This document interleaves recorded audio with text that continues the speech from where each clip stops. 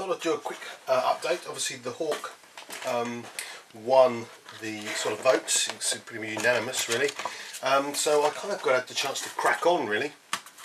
So this is just, if anybody hasn't seen the previous video, just to remind you, this is the Hobbyboss Hawk T Mark 1A. So basically really what I've done so far is I've kind of put the cockpit together. Let me give you a close up there. I have to say the actual decals for the instrument panels are pretty good. No real complaints there. Sprayed with some Vallejo, where are we? Dark gold grey, and obviously black for the console panels. That's pretty much it so far. I've kind of prepared the front part here, the wheel well at the front, and again dark gold grey sprayed inside there. I've used a bit of sort of whitewash to sort of highlight the side instrument panels here, and a little bit of paint to pick out a bit of details, white and red and yellow, and that's it really so far. I have painted, you can see over here, the console parts black, but we'll do some dry brushing on those, ready to pop in. I've also cleaned off the next part, which is the main fuselage component and the inside of the air brake. That's all cleaned up, ready to go. You'll probably notice in the corner here, oops, I've got some weights. These are actually weights for car wheels, so they're quite good, they're sticky, and obviously they come in a couple of different sizes. I've got 5, 10, I think that's grams from memory.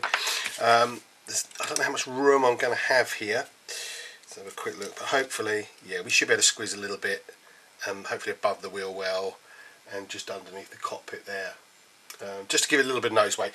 Obviously, as I think I mentioned, there is nothing in the instructions to give you any indication here of the need for weight, but I suspect, and I might be wrong, it's going to be a bit of a tail sitter.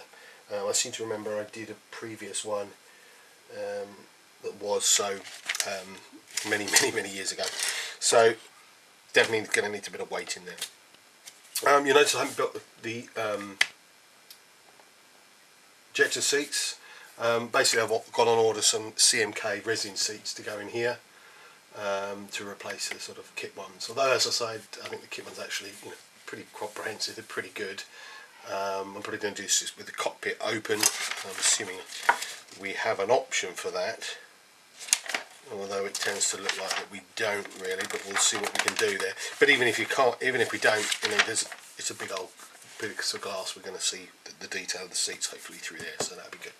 So really, once the seats arrive, obviously they can be put in later to a certain degree, so I probably will crack on and get this front part sealed up, cleaned up, the back bit also on, the intakes, you know, things like the horizontal stabilisers, tailplane, get all these bits bolted on. So as you can see, actually, really, once the cockpit's done, it's going to come together pretty quick, you know, a couple of hours and we'll probably have this all buttoned up pretty much, depending on, you know, filler and sanding and rescribing and things like that, but the actual main build should be pretty quick.